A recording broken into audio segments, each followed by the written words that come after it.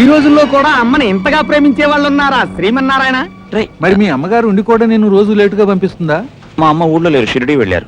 అంటే ఆవిడ వచ్చేంత వరకు నువ్వు ఇలా బ్యాంకుకి లేటుగా వస్తుంటావా శ్రీమన్నారాయణ? అదేం కాదు, రేపటి నుంచి చూడండి టైంకి వస్తాను. ఎందుకో తెలుసా, మా అమ్మ రేపు షిరిడి నుంచి వస్తున్నారే. దయచేసి వినండి, ట్రైన్ నెంబరు 7007 గోదావరి ఎక్స్ప్రెస్ 4వ నెంబర్ ప్లాట్ఫామ్ మీదకు వచ్చి ఉన్నది. వస్తున్నా అమ్మా, వస్తున్నా. తప్పుకోవయ్యా, పెట్టే తప్పుకో. నెమ్మదిగారా. అమ్మా నువ్వు ఇక్కడే ఉండు, నేను లోపలికి వస్తాను. ఇక్కడ కూర్చో. దూరిపోతావు. ఈ కుర్రాన్ని తీసుకో.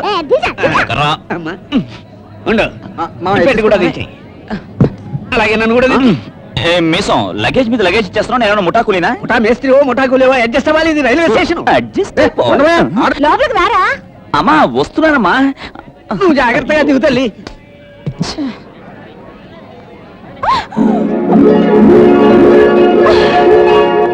మన సామాన్లు అన్ని వచ్చినాయో లేదు చూడమ్మా.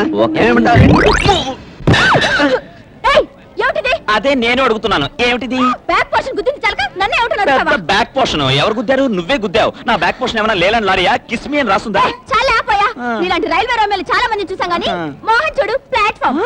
నేను ప్లాట్ఫామ్, నువ్వే రైల్వే చెత్త బోగివి. ఇంజన్ కనపడితే చాలు డాష్ ఇచ్చాడువేనా?